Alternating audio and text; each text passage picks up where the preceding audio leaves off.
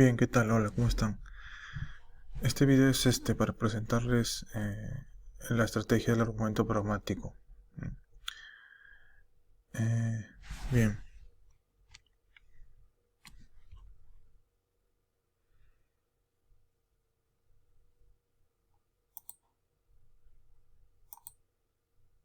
los logros de la sesión es que ustedes puedan identificar los criterios a partir de los cuales se construye este argumento. Y esperemos que luego de finalizar esta sesión y con la clase complementada con la clase del viernes puedan reconocer la estructura básica de este argumento y también puedan aplicar esta estrategia para implementarla dentro de su ensayo final. Les estoy dejando acá un video, el link, y la idea es que puedan visualizarlo también antes de la clase de nuestra sesión del martes para, junto con este video también vamos a trabajar ejemplos del material de estudio, Por favor puedan verlo antes de la clase porque vamos a hacer algunos ejercicios allí, grupales también, Por favor. ¿Qué beneficios trae regalar juguetes diversos a los niños y niñas? A partir de esta pregunta justamente vamos a plantear ejercicios con el argumento pragmático, Entonces, en síntesis, ¿qué es el argumento pragmático, Esta estrategia argumentativa consiste en sustentar una acción por las consecuencias positivas, que son los beneficios, o negativas, los perjuicios que se derivan directamente de algún hecho o acontecimiento. Esto lo podemos ejemplificar en términos de políticas públicas, De hecho, varios de ustedes están trabajando sus ensayos sobre la base de las políticas públicas hacia los jóvenes, que es el tema del curso. Entonces podemos pensar los beneficios que puede traer la implementación de cualquier medida o acción, que ustedes estén proponiendo en beneficio de los jóvenes, o también los efectos adversos, que de aprobarse dicha política pudiera tener en ellos, Básicamente así funciona, Ya a partir de esto, nosotros defenderemos si es pertinente la implementación de esa política o no lo es, de acuerdo a los efectos que pudiera tener en la población que va a tener, que va a repercutir sobre ella, Entonces puede tener efectos positivos o negativos, De eso se trata. Vamos a analizarla más detalladamente. Ahora bien, podemos decir que esta estrategia no nos es ajena. La usamos, si nos ponemos a pensar, la usamos en nuestra vida cotidiana. Porque en estos ejemplos vemos frases que pueden usarse en un ambiente informal. En el primer ejemplo tenemos no comer chocolate porque me produce la migraña. Aquí, evidentemente, esta premisa parte de un efecto negativo, Y en la segunda premisa se parte de un efecto, una consecuencia positiva, En el primer caso, producir la migraña, pues es malo para la salud, me va a causar un perjuicio, a mí o a la persona. En el segundo caso, pues se trata de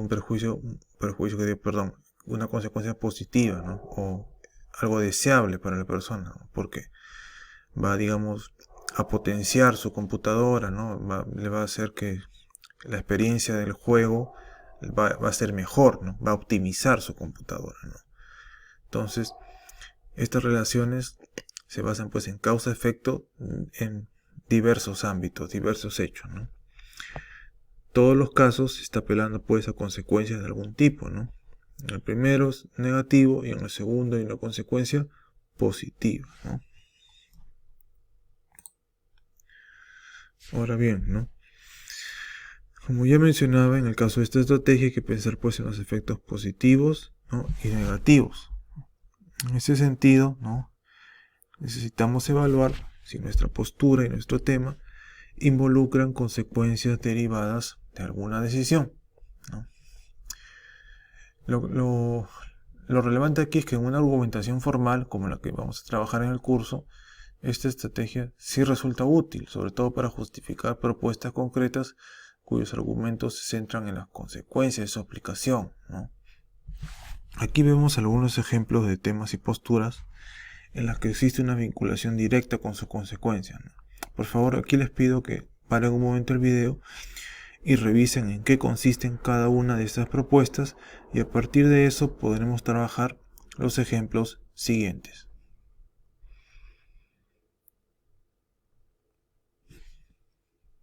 Noten las frases que están en negrito, son las pequeñas frases que dan hincapié a las consecuencias.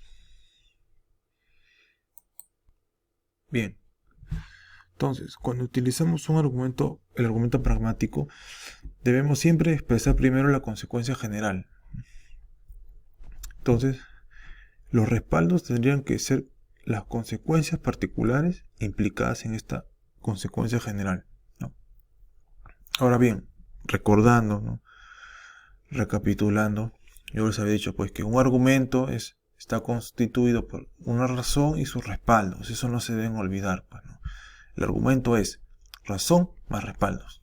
Así se construye un argumento, ¿no? Entonces, ¿de qué se trata esto, no? O sea, en realidad la razón es una frase que compendia, ¿no? O alude a este conjunto de consecuencias particulares que vienen a ser los respaldos en el esquema argumentativo del argumento pragmático, ¿no? En ese esquema, ¿no? Que estamos explicando en esta semana, ¿no? Vamos a hablar esto con ejemplos concretos. La postura aquí propuesta constituye uno de los ejemplos que vimos en una de las diapositivas anteriores, ¿no? Aquí tenemos la siguiente razón para defenderla, ¿no? Siempre recordando, ¿no? El argumento se construye por una razón y sus respaldos, ¿no?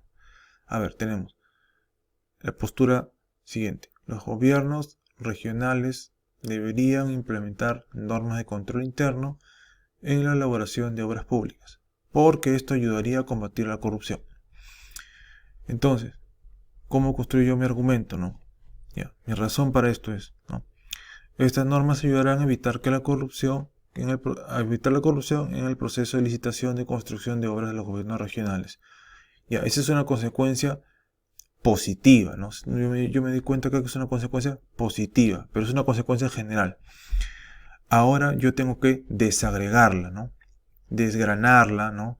Desagregarla, especificarla, ¿no? En respaldos o en consecuencias particulares, ¿no? Bueno, acá pongo 2, pero podrían ser 3, por ejemplo, ¿no? Tengo que especificarla, ¿no? Detallarla, ¿no? De eso se trata, ¿no? Entonces, ¿ves? Esta idea general, ¿no? Esta consecuencia general, yo tengo que especificarla en respaldo, ¿no? Por ejemplo, en este caso, mi respaldo 1 será una posible consecuencia de ello, ¿no? De esto del proceso del proceso de licitación, de evitar la corrupción en el proceso de licitación de la construcción de obras públicas, será que se descartaría que a las empresas que están vinculadas a actos de corrupción. Esa es una consecuencia vinculada directamente con la razón, ¿no? Y otra de las consecuencias positivas que podemos ver es que se evitará el incremento del precio de la obra o que las obras estén mal hechas, ¿no? Esa es la consecuencia particular número 2, ¿no? Nos damos cuenta que son elementos particulares relacionados con la formulación más general que está planteada en la razón, ¿no? Bien, otro ejemplo, ¿no? Entonces, para la postura, ¿no? La aprobación del proyecto de ley de unión civil no matrimonial permitiría alcanzar más igualdad en la aplicación de derechos civiles, ¿no? Tenemos la siguiente razón, ¿no? La ley permitirá que las parejas homosexuales accedan a los mismos derechos que las parejas heterosexuales, ¿no? Ahora bien, específicamente ¿a qué derechos? ¿No? ¿Se dan cuenta? ¿A qué derechos? ¿Cuáles son las consecuencias en términos de derechos para las parejas homosexuales, ¿no? Eso lo puedo plantear en mis respaldos, o sea, ser específico, detallar punto por punto en los respaldos, ¿no? Entonces, en el respaldo 1, ahí yo digo, ¿no? Puedan acceder a pensión y a herencia, por ejemplo. Esa es mi consecuencia particular 1, ¿no? Y luego, comprar bienes, financiar, inscribir bienes, esa es la consecuencia particular 2, por ejemplo, ¿no? Ahí me doy cuenta. O sea, ahí yo especifico, detallo, punto por punto, los respaldos, ¿no? Desagrego, ¿no? Especifico. Más o menos. Esa es la lógica, ¿no? Entonces, ven que los respaldos son consecuencias particulares vinculadas a una consecuencia general, ¿no? En realidad lo que estamos haciendo es desglosar o separar las ideas implicadas en la razón. O sea, al final todo está implicado en la razón. Solo que los respaldos están explicitando punto por punto qué quiere decir esta razón, ¿no? Más o menos esa es la lógica que funciona en el argumento pragmático, ¿no? Uno tiene que apelar a las consecuencias, ¿no? Uno formula una razón primero de forma general y luego plantea un conjunto de consecuencias específicas que se derivan de esa razón que uno ha planteado, ¿no? Así funciona. Como si tuviera un tema y después unos subtemas más chiquitos, ¿no? Algo parecido a taller, ¿no? Pero en este caso es consecuencia general y después tus consecuencias particulares, ya sea en forma positiva o ya sea en forma negativa, ¿no? Dependiendo, ¿no? Bien, bueno, espero que este video haya sido de su ayuda y seguiremos discutiendo más ejemplos en la clase del martes con más, digamos, casos del material y de repente algunos casos de lo que ustedes tengan ya en sus ensayos que vayan ha ido avanzando en sus trabajos, en sus ensayos.